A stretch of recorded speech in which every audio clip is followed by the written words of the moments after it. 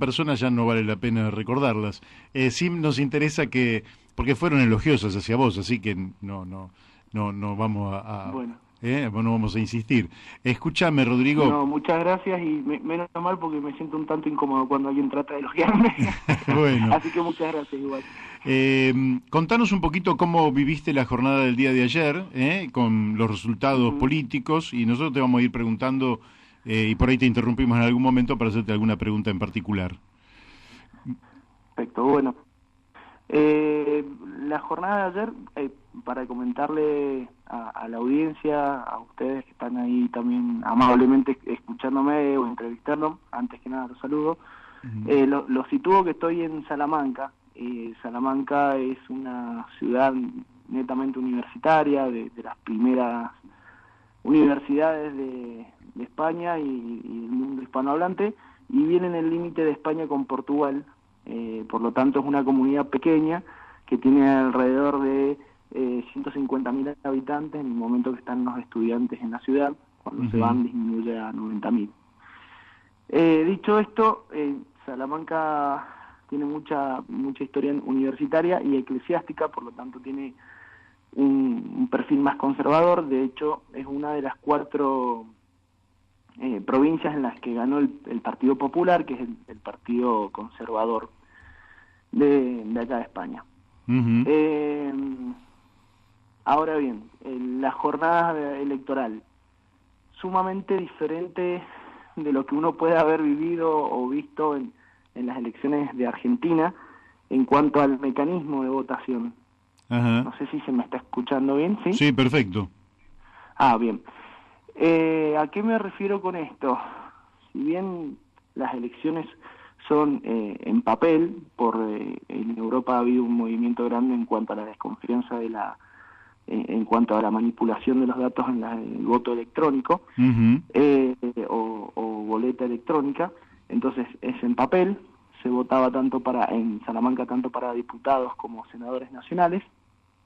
Ujú. Las boletas eran blancas, todas del mismo color, sin número. Estaban puestas a disposición en el pasillo del colegio, como nosotros conocemos los pasillos del colegio cuando uno va a votar en Argentina, Ujú. que las autoridades de mesa le dan un sobre firmado por las autoridades, abren una puerta y se ingresa. Bueno, esto estaban las autoridades de mesa con las urnas transparentes y los votos, estos que menciono en papel blanco, sin ningún Ujú. tipo de distinción, todos con los mismos tamaños.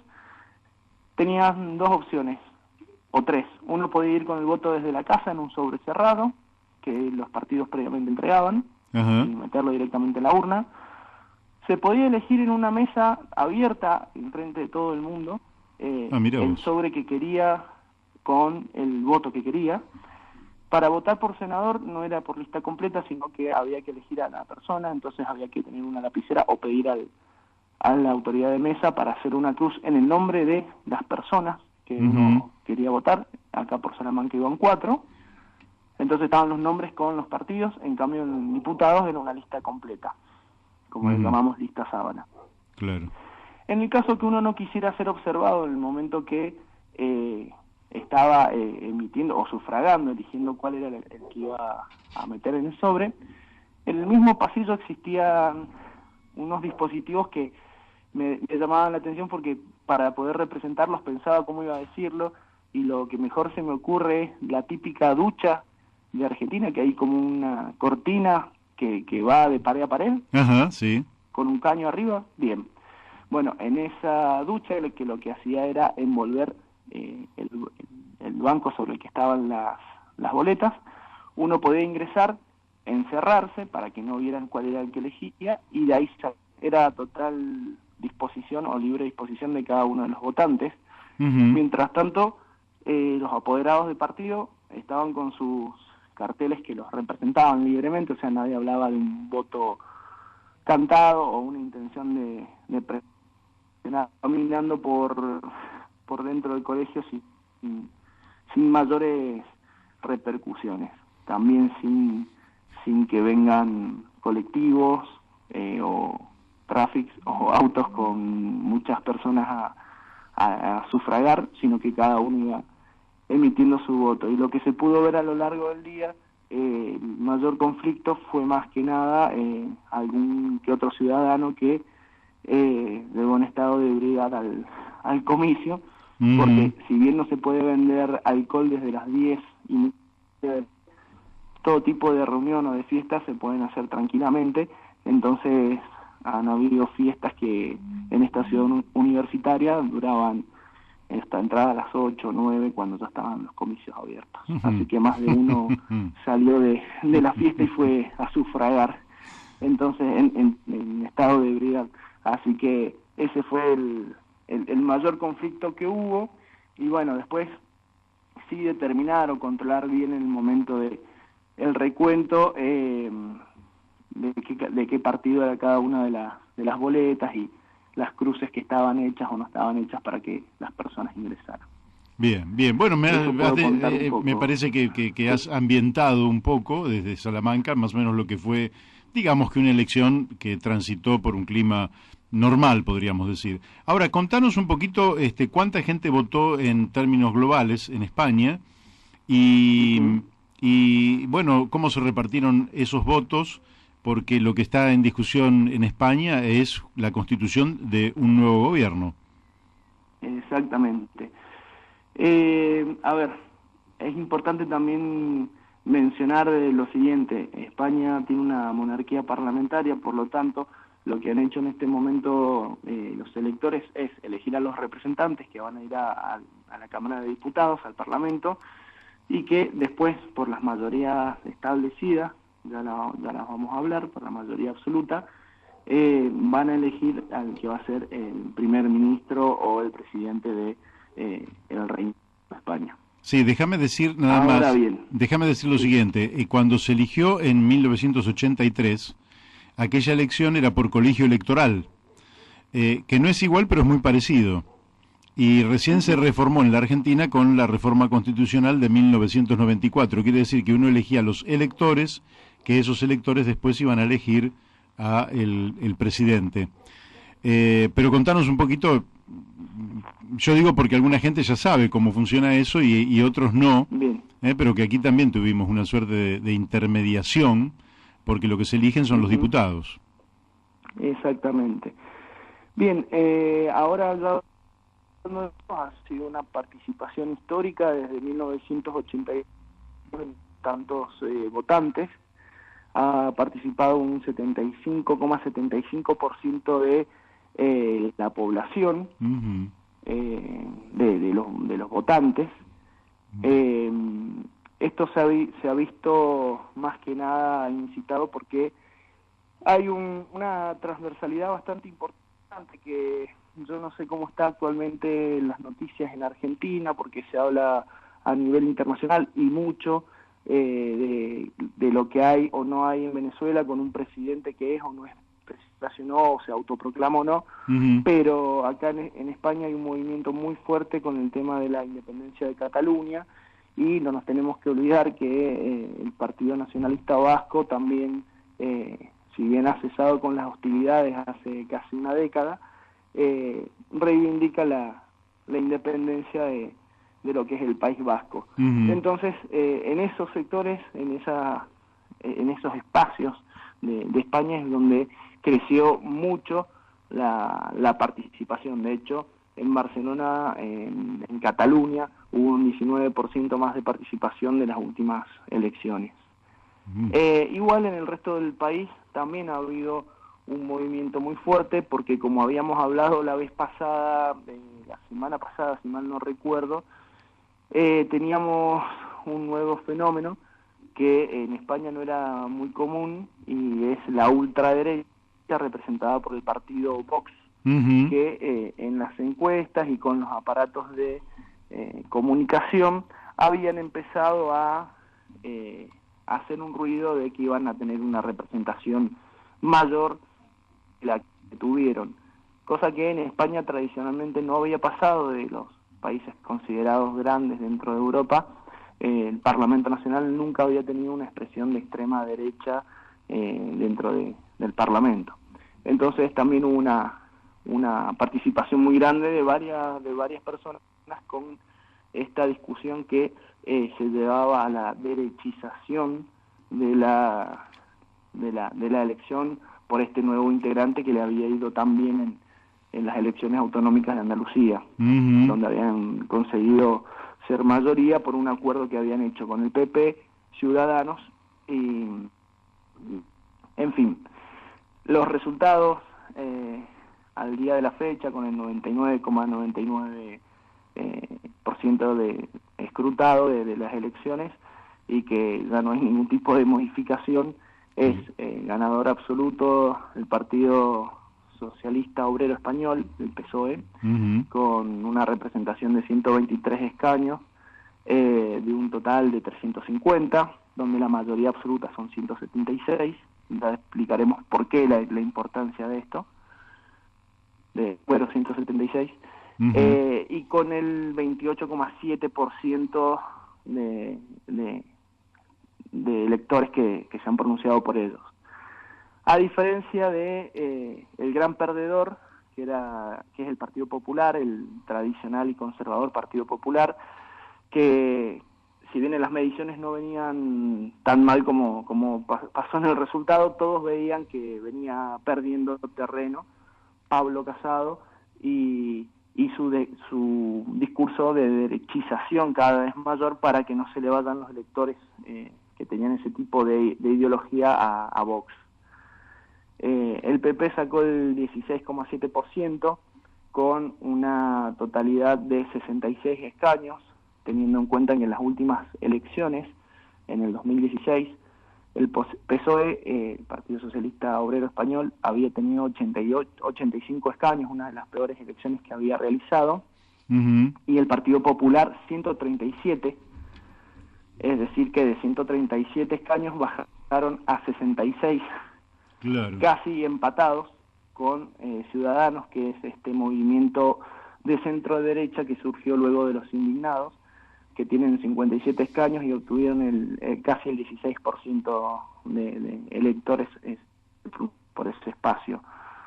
Unidas Podemos, que fue un acuerdo de Podemos con algunos grupos de izquierda, pudo mantener un 14,3%, se hablaba que venía en decadencia desde el 2016, donde obtuvieron 71 escaños, bueno, pudieron mantener 42 escaños en estas elecciones, y lo llamativo y preocupante porque no había este tipo de expresión en el Parlamento, pero no porque pueda tener algún tipo de incidencia, es que la ultraderecha con Vox obtuvo el 10,3% de los votos, lo que le representa un monto de 24 diputados o 24 escaños en el Parlamento. Te hago habla Daniel de Abrantes, sí. Aquí, ¿qué tal? ¿Cómo estás? Te quería hacer Daniel? Una consulta. De acuerdo a la información que nos está llegando acá, el candidato socialista Pedro Sánchez habría manifestado la intención de gobernar en solitario, o sea que la alianza que pueda hacer para obtener el gobierno no implicaría la inclusión de sus socios en el gobierno, sino alianzas puntuales que no le darían espacios de gobierno en el gobierno central. ¿En qué punto está eso? ¿Hay alguna información? Sí, en realidad hay muchos discursos para la prensa y públicos que también son tiros por elevación o mensajes que se están enviando, porque el representante de Unidas Podemos, Iglesias, en su campaña decía que para parar a la derecha el voto que servía era votar, que ya se sabía que el PSOE por las mediciones iba a ganar, que se debía votar a la izquierda, al otro partido de izquierda que es Unidas Podemos, para que entre los dos lleguen a la mayoría absoluta para poder ellos imponer o elegir el presidente. Entonces, Unidas Podemos, Iglesias decía, nosotros somos la garantía de que si nos integramos al Partido Socialista Obrero Español, vamos a tener por medio de espacios de poder, es decir, algunos ministerios, llevar adelante la política de izquierda, que como análisis es de destacar que los tres partidos de derecha, el PP, Ciudadanos y Vox, no alcanzan partidos de izquierda, Unidas Podemos y PSOE, en cuanto a escaños. Mientras uno tiene, la izquierda, 165 representantes, la derecha llega a 149 entre los tres partidos. Entonces, ¿cuál es la discusión en este momento? ¿Cómo se va a formar el Ejecutivo? El Legislativo van a acordar para impulsar este gobierno o aprobar este gobierno, o darle el voto de confianza a este gobierno en el Ejecutivo. Básicamente son negociaciones que van a llevar de ahora en adelante. Si ustedes sacan la cuenta, habíamos dicho 176 escaños y estamos diciendo que el PSOE y Unidas Podemos llegan a 165, es decir, que le están faltando 11 escaños. Y acá está toda la discusión si el PSOE va a hacer acuerdo o no con los movimientos independentistas, porque, digamos, la izquierda ha ganado en todo el país, a excepción de en 4 provincias que ganó el PP o la derecha, y dentro de el País Vasco y Cataluña hay determinadas provincias que han sido o han ganado los movimientos independentistas. Tarragona, Girona, Guipúzcoa, Álava inclusive, donde hacía pie en el País Vasco el Partido Conservador, el Partido Popular, también perdió la representación así. Entonces hay grandes movimientos independentistas que sumarían para poder llegar a esta mayoría absoluta, pero es la negociación. Mientras algunos como Unidas Podemos quieren un espacio de poder en el Ejecutivo y hablan de tener una conversación abierta para poder llegar a algún acuerdo de Cataluña independiente o más autonómica de lo que es o no, otros partidos independentistas reciben o parece negociar el apoyo para constituir el Ejecutivo, siempre y cuando los procesados que han sido los funcionarios, e inclusive muchos estaban en las listas que han sido electas como representantes, tengan un indulto y no sean condenados, que ha impulsado en gran medida el Partido Popular. Hola. En fin, sí, no sé si... Y sí, quedó claro. No, hubo ahí un clic que parecía que se cortaba, pero Rodrigo, entonces quiere decir que, en principio, Pedro Sánchez tiene 123 diputados, tiene que llegar al número de 176 para poder constituir el gobierno. Tiene un potencial aliado, que es Unidas Podemos, con 42 diputados, con lo cual alcanza los 165 votos. Y esos 11 votos lo estaría, porque ya además hemos visto declaraciones de ciudadanos que dicen que no hay acuerdo con el PSOE, y también la base del Partido Socialista que dice con Rivera, que es el líder de Ciudadanos, con él no le dicen a Pedro Sánchez. Quiere decir que esos 11 votos lo estaría sacando o del País Vasco o de Cataluña.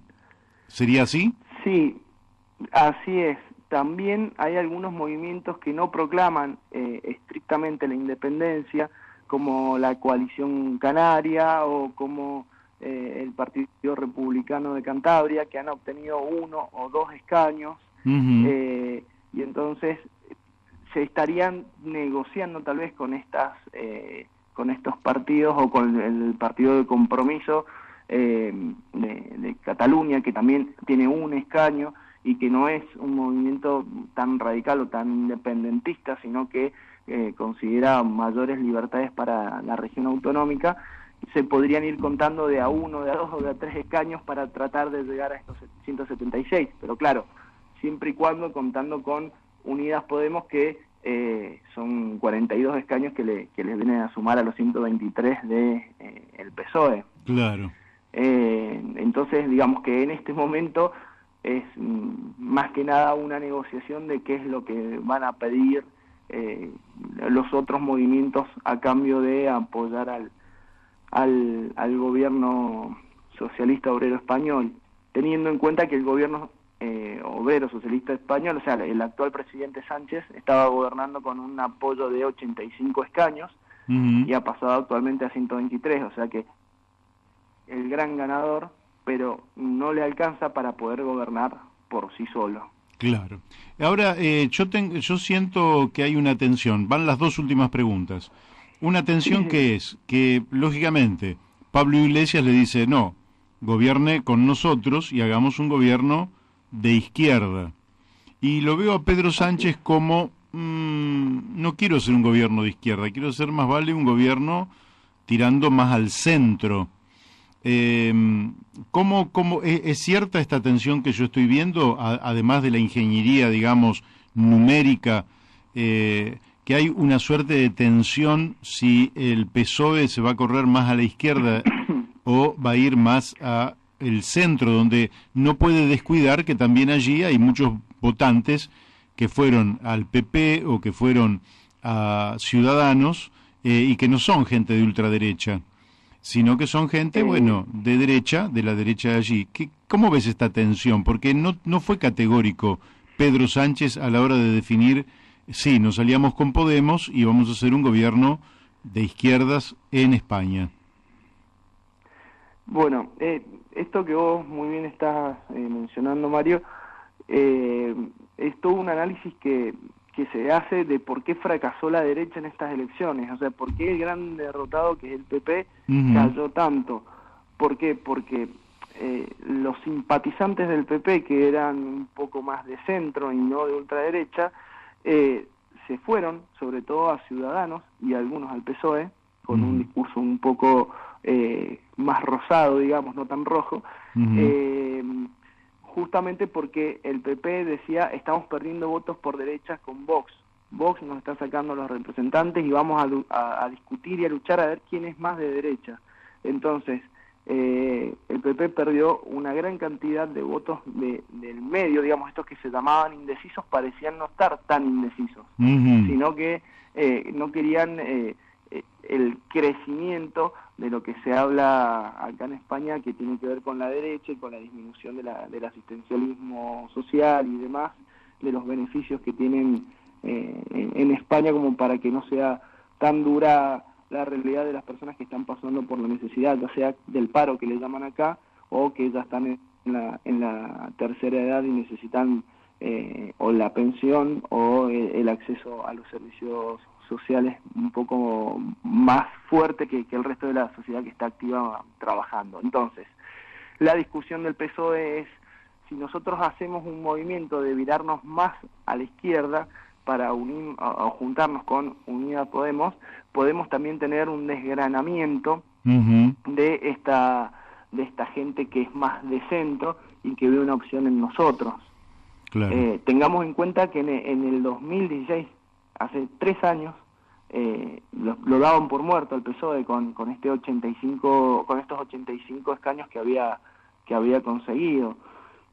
Ha sido un crecimiento en 3 años que nadie esperaba, y justamente ha sido un péndulo después de un viraje hacia la derecha, con Rajoy, con su forma de hablar de que son los que van a poner a España adelante, de que vienen con las inversiones y de que son la transparencia, y bueno, se descubrieron los diferentes negociados que tenía a nivel personal y los diferentes integrantes del Partido Popular con diferentes obras públicas, y al salir toda esta parte de la corrupción, más los movimientos de desprestigio que hicieron con la policía para tratar de parar a Unidas Podemos, en realidad a Podemos en aquel momento, y a Pablo Iglesias, que decían que era un personaje subvencionado desde Venezuela, con el petróleo manchado de sangre para poder instaurar la izquierda en España, al demostrar que hubieron varios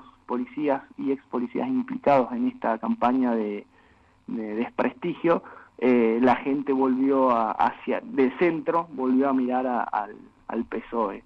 Entonces está esta disyuntiva de o apoyamos a los independentistas, o buscamos el apoyo en los independentistas, que de aquel lado nos piden o más independencia o más dinero, o la posibilidad de hacer un referéndum, porque en Cataluña se habla de eso. Nosotros te apoyamos siempre y cuando el Estado español reconozca la autodeterminación de este pueblo, de llamar a un referéndum y decidir si queremos o no queremos seguir siendo parte de España. Y el resto de España dice, no, bueno, pero si se independizan después del dinero que se ha puesto de toda España ahí para industrializar, nos estaríamos viendo perjudicados. Es todo un tema que es bastante complejo, el tema de la independencia, ni hablar a nivel del País Vasco, que tiene un poco menos de representantes porque hay un poco menos de personas, pero así todo, entre ambos tienen 10 representantes, entre ambos movimientos nacionalistas del País Vasco. Entonces se encuentra en este momento de negociación en donde parece que claramente no se va a ir con la derecha, con Ciudadanos, con el Partido Popular es imposible, con Vox menos. Entonces la dicotomía es, o nos apoyamos en Unidas Podemos a cambio de qué, de no figurar tan de izquierda, o cuáles son las medidas que tomaremos, o buscamos apoyo en los movimientos independentistas. Bueno, perfecto. Creo que el panorama ha quedado claro. Tenemos un minuto nada más. Sí. Rodrigo, así que apelo a tu capacidad de síntesis. ¿Cuál ha sido la repercusión? ¿Cuál ha sido la repercusión de esta elección en el resto de Europa, conforme lo que vos hayas visto desde allí, desde el lugar donde estás? ¿Se le ha dado importancia? Bueno, ¿ha pasado inadvertida? ¿Cómo lo estás viendo? No. España siempre ha sido uno de los países importantes, si bien no es un motor de la economía europea. Sí ha sido un país importante y sobre todo importante en cuanto a la representatividad de estas discusiones que se vienen dando en Europa de la influencia del Estado en la seguridad social. Es decir, vamos a ser cada vez más restrictivos y apoyamos partidos conservadores, inclusive que hablan como el Brexit de salir de Europa. Solicitamos o queremos que nuestro Estado que sea cada vez más participativo y busque paliar la situación de los ciudadanos y de los inmigrantes, que también es una gran discusión, qué hacer con los inmigrantes que están tratando todo el tiempo de ingresar para tener una vida mejor acá. Entonces en eso ha sido muy importante, se ha puesto mucho el foco en España y se está analizando mucho por qué se dio un movimiento bien de derecha, pero sin embargo hay un 10% de ciudadanos que terminan apoyando una derecha que justamente habla de coartar las libertades o los progresos que se han obtenido en el ámbito social y por sobre todo una política muy dura para con los inmigrantes. Claro. Bueno, ha sido muy claro todo el panorama que nos has dado sobre lo que estaba aconteciendo en España. Lo vamos a seguir con atención porque una de las grandes colectividades en la Argentina es la española. Y además España tiene, no solo tenemos el mismo idioma, el castellano, sino que además siempre hemos seguido muy de cerca lo que acontece allí. Y algunos de nosotros incluso provenimos de cierta ascendencia y los que estamos del lado en el que estamos, lógicamente que tenemos que ver con la República. Y por tanto lo vamos a seguir de cerca. Así que mientras vos estés allí vas a ser nuestro corresponsal. Perfecto, si estás de acuerdo. Para todo lo que sea necesario. Así es. Bueno, Rodrigo, te mandamos un fuerte abrazo, te agradecemos mucho la participación y volveremos a charlar dentro de no mucho tiempo. Bueno, muchas gracias a ustedes y un abrazo grande para toda la audiencia. Gracias. Un abrazo.